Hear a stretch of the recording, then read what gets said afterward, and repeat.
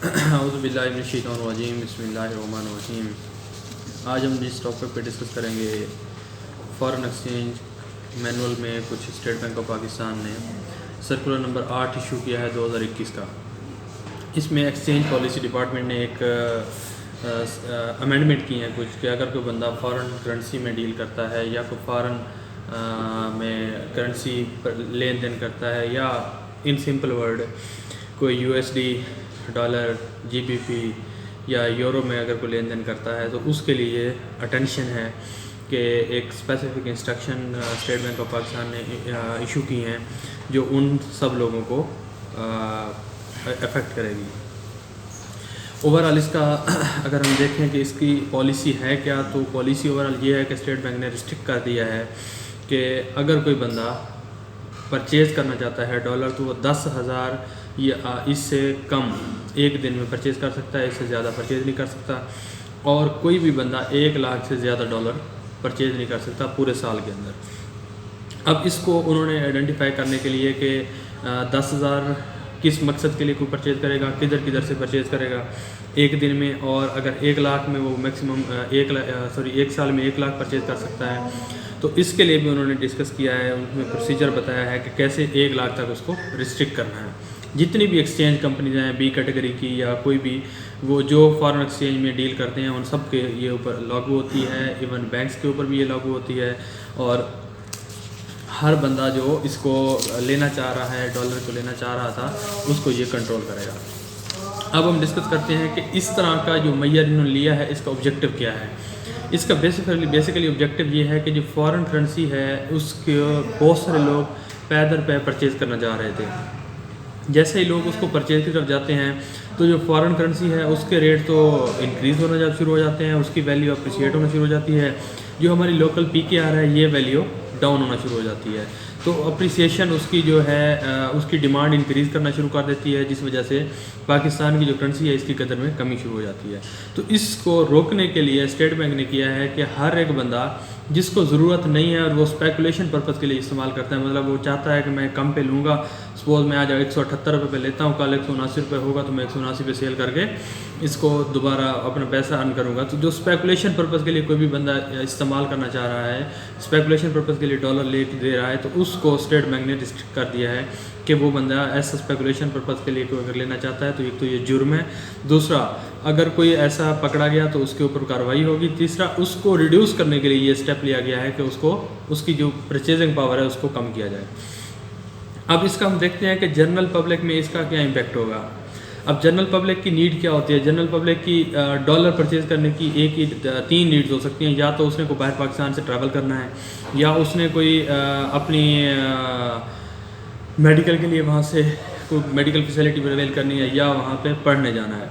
इन 3 categories के अलावा अगर कोई बंदा डॉलर में लेन देन कर रहा है तो वो गलत कर रहा है और वो उसमें मसाइल हो सकते हैं कि ये डॉलर को स्पेकुलेट कर रहा है। या तीसरी पोजीशन ये हो सकती है कि कोई इंपोर्ट एक्सपोर्ट का बिज़नेस करता है तो उसको तो उसकी पॉलिसी भी अलग है और वो उसको अलग से डील किया जाएगा जो इंपोर्ट एक्सपोर्ट करता है। जो हम डिस्कस कर रहे हैं कि जो इंडिविजुअल लोग हैं, जो इंडिविजुअल लेवल पर डॉलर की सेल परचेज हो रही है, जो स्पेकुलेशन हो रही है, इसको रिड्यूस किया जाए। अब इसको रिड्यूस करने के लिए उन्होंने किया है कि 1 लाख रुपए पर पर्सन पर ईयर परचेज़ कर सकता है मैक्सिमम, और 10,000 पर पर्सन पर डे परचेज़ कर सकता है, इससे ऊपर वो परचेज़ नहीं कर सकता। इसके अलावा अगर कोई बंदा इसमें करना चाहता है कि वो बाहर पैसे भेजना चाह रहा है या कोई उसकी कोई और नीड है, जैसे वो पढ़ने जा रहा है, तो उसके लिए उन्होंने उसकी फैसिलिटीज़ अलग हैं।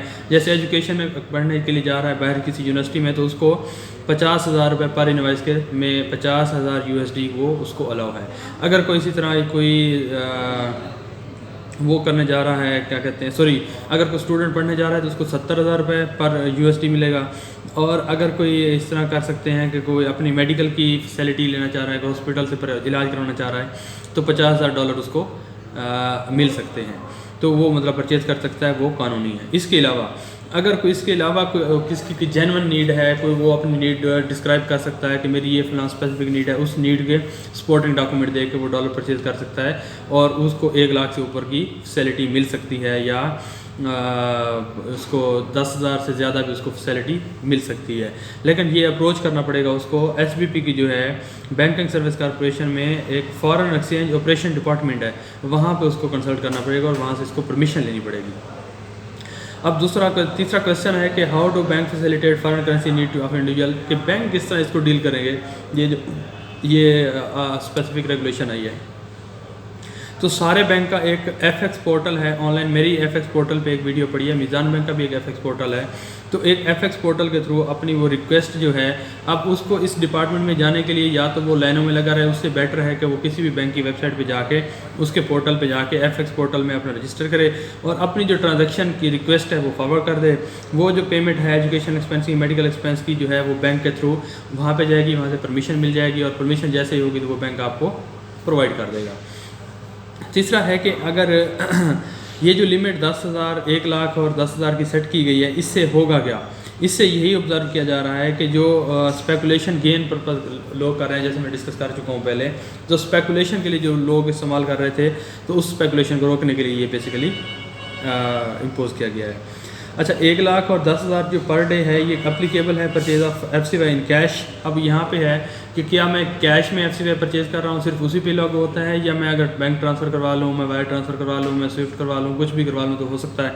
नहीं, इसमें यह है कि जितनी भी ये लिमिट हैं 1 लाख पर ईयर या 10,000 पर डे, ये जो लिमिट है ये एग्रीगेट टोटल है। भले आप किसी भी मोड से इसको परचेज़ कर रहे हैं, भले आप आप उसको कैश के थ्रू परचेज़ कर रहे हैं, चेक के थ्रू ट्रांसफ़र करवा रहे हैं, बैंक के ट्रांसफ़र करवा रहे हैं, आउटवर्ड रेमिटेंस करवा रहे हैं, तो किसी भी पर्पज़ में आप करवा रहे हैं तो सारा का सारा लिमिट यही रहेगी। अच्छा, इसके बाद है कि आपकी जो इन्वेस्टमेंट नीड है, को बंदा बाहर से इन्वेस्ट करना चाहता है, पाकिस्तान से बाहर कोई इंडिविजुअल है और पाकिस्तान से बाहर इन्वेस्ट करना चाहता है, तो उसके लिए वो ये क्या करेगा कि वो उसको 10,000 की लिमिट में ही रहेगा या इससे ऊपर भी जा सकता है। तो उसमें यह है कि इन्वेस्टमेंट पर्पज़ के लिए पॉलिसी सिंपल सी ये है कि इसका जो पैरा 13 है चैप्टर 20 ऑफ FE मैनुअल में, उसमें यह है कि कोई भी इंडिविजुअल 25,000 पर ईयर शेयर्ड में इन्वेस्ट कर सकता है जो लिस्टेड कंपनी है अब्रॉड, वो भी थ्रू बैंक के थ्रू किसी भी लिस्टेड कंपनी जो बाहर की है उसमें उसके शेयर में इन्वेस्ट कर सकता है 25,000 पर ईयर। ये उसकी अलग से लिमिट है, 10,000 के अलावा अलग से लिमिट उसके इन्वेस्टमेंट की ये दी गई है। अच्छा, इसका इम्पैक्ट क्या आ जाएगा इंडिविजुअल FCY अकाउंट के ऊपर, क्या इम्पैक्ट जाएगा? तो ये इंस्ट्रक्शन जो है ये FCY का इंडिविजुअल अकाउंट जो ऑलरेडी जिसमें डॉलर पड़े हैं उसके ऊपर कोई लगने लगेगा। सपोज एक बंदे के पास ऑलरेडी 5 लाख डॉलर पड़ा है किसी अकाउंट में, तो उसके ऊपर ये नहीं लगेगा, वो उसके ऊपर लगेगा जो इस साल कोई ट्रांजैक्शन करता है। ये ट्रांजैक्शन बेस है। अगर इस साल को 1 लाख की एक्विजिशन मजीद करता है तो एक साल में एक्विजिशन 1 लाख ही कर सकता है, इससे ज़्यादा नहीं कर सकता। और इसी तरह 10,000 की लिमिट भी उसी में है, जो ऑलरेडी पैसे पड़े हैं उसके ऊपर ये नहीं लगता। अच्छा, इसके बाद है कि डॉक्यूमेंट कौन से रिक्वायर्ड होंगे। अब डॉक्यूमेंट जो हैं ये परचेज़ करने के लिए अगर कोई बंदा बाहर जाना चाहता है, कोई इलाज करवाना चाहता है या कोई पढ़ने जा रहा है, तो उसके लिए डॉक्यूमेंट क्या रिक्वायर्ड होंगे। तो डॉक्यूमेंट ये तो वेरी कर सकते हैं, स्पेसिफाइड डॉक्यूमेंट नहीं हो सकते। हाँ, मिसाल दी जा सकती है कि अगर बच्चा पढ़ने जा रहा है बाहर तो वो वहाँ से अपना जो यूनिवर्सिटी है वहाँ से एक्सपेंस लेके आएगा, और जो एक्सपेंस की डिटेल है इसके साथ वो अपना लेके आएगा जनाब, जो उसकी कॉस्ट शीट है वो बना के ले आएगा, साथ में अपना पासपोर्ट, वीज़ा और जो उसका एडमिशन लेटर है वो लेके आएगा। अगर हॉस्पिटल है तो वहाँ से उसका कोई एस्टिमेशन बनवा के लाएगा, उसकी कोई इनवाइस होगी हॉस्पिटल की, वो अपना पासपोर्ट, वीज़ा और अपनी इलनेस की जो डिटेल है, अपनी मेडिकल सर्टिफिकेट है, वो सारी प्रोवाइड करेगा। इस तरह के डॉक्यूमेंट हो सकते हैं। इसके अलावा भी ये लिमिटेड नहीं है, बट ये हो सकते हैं। अच्छा, इसके बाद एक आ जाते हैं कि हम इसको कंट्रोल कैसे करेंगे। अब ये जो है 10,000 की लिमिट है, इसको कंट्रोल कैसे करेंगे। सबसे पहले जो है FCY जो डीलिंग कंपनीज़ हैं उनके लिए ये रिक्वायर्ड है कि कोई भी बंदा जो उनसे पैसे लेने जा रहा है तो वो उससे एक अंडरटेकिंग लेंगी। उस अंडरटेकिंग में ये लिखवाएंगे कि हमने दिसंबर 2021 से 20 दिसंबर 2021 से 31 दिसंबर 2022 के दरमियान हमने 1 लाख या इससे कम की ट्रांजैक्शन की है, इससे ज़्यादा ट्रांजैक्शन नहीं की।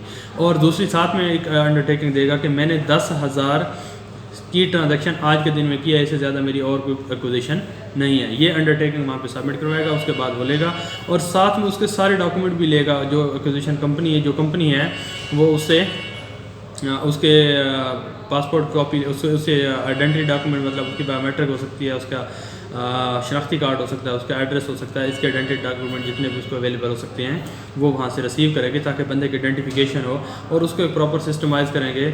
अभी तो ये नहीं हुआ, लेकिन नेक्स्ट में ये सिस्टमाइज हो जाएगा कि कोई बंदा भी परचेज़ करने जा रहा है, अगर 10,000 एक्सीड करेगा तो उसको वो डॉलर इशू नहीं हो सकेंगे। अब ये तो हो गया यहाँ पे फॉरेन एक्सचेंज कंपनी का। अब बैंक क्या करेंगे? बैंक के लिए इन्होंने ये रिक्वायरमेंट किया है कि कोई भी बंदा बैंक में अपने 10,000 डॉलर या इससे कम का लेन देन करना चाह रहा है तो उसको अलाउ है, वो कर सकता है। अब ये है कि एक बंदा सपोज 3 बैंकों में उसके पास अकाउंट है, MCB में है, बैंक अलबीब में है, मिज़ान बैंक में है, और सारों में वो 10,000 की ट्रांजेक्शन कर रहा है, तो ऐसा पॉसिबल नहीं है उसके लिए। तो क्योंकि रिक्वायरमेंट यही है कि वो किसी भी कंपनी से रिक्वायर करेगा तो वो 10,000 ही परचेज़ कर सकता है, इससे ज़्यादा नहीं कर सकता। तो उसको जो एक्विजिशन स्लिप है, एक तो उसको रिस्ट्रिक्शन लग जाएगी जहाँ पे वो परचेज़ कर रहा है, और एक उसकी रिस्ट्रिक्शन लग जाएगी जब वो जमा करवाने आएगा तो वहाँ पे भी उसको पूछा जाएगा, हाँ जी किधर से ले आए, हाँ जी फलां जगह से ले आए, तो उसकी एक्विजिशन स्लिप ले आए। ओरिजिनल एक्विजिशन स्लिप शो करेगा और उसकी कॉपी बैंक अपने साथ रिटेन करेगा कि ये बंदा आज 10,000 की ट्रांजेक्शन कर गया है। और कोई भी बंदा 10,000 की ट्रांजेक्शन डेली करता रहे, भले 10 दिन तो ट्रांजेक्शन कर सकता है वो, उसके बाद वो 1 लाख की लिमिट पूरी हो जाएगी और उसके बाद वो उसको और मज़ीद डॉलर नहीं मिलेंगे। इसीलिए ये है कि बैंक के लिए भी यही है कि वो बैंक विजिलेंट रहे और डेली या कंसेक्टिव डे में उसकी ट्रांजैक्शन को मॉनिटर किया जाए, उसकी स्टेटमेंट को मॉनिटर किया जाए, कब कब इसने कितने कितने पैसे जमा करवाए हैं, और साथ में एक्विजिशन स्लिप भी साथ में ले आएगा। और ये 20 दिसंबर 2021 से ऑनवर्ड ये एप्लीकेबल हो चुकी हैं। अब इसमें कोई भी मोड से अगर वो बंदा परचेज़ करना है, पहले कैश से कर रहा है, चेक से कर रहा है, बैंक ट्रांसफ़र कर रहा है, किसी भी मोड से करके लेके आ रहा है पैसे, तो वो सारे के सारे मॉनिटर होंगे।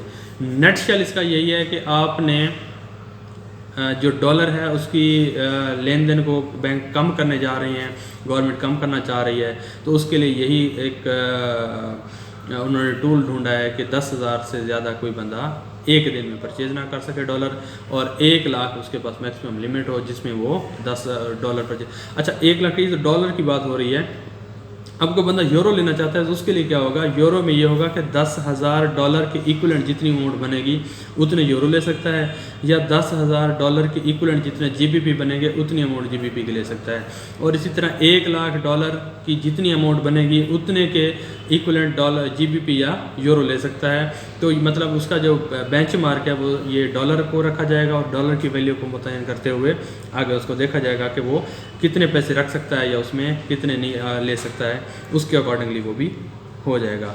इसलिए बैंक को ये कहा गया है कि बैंक एक्सेप्ट ना करे FCY डिपॉजिट, कैश, चेक अगर उसका 10,000 से ज़्यादा हो रहा है।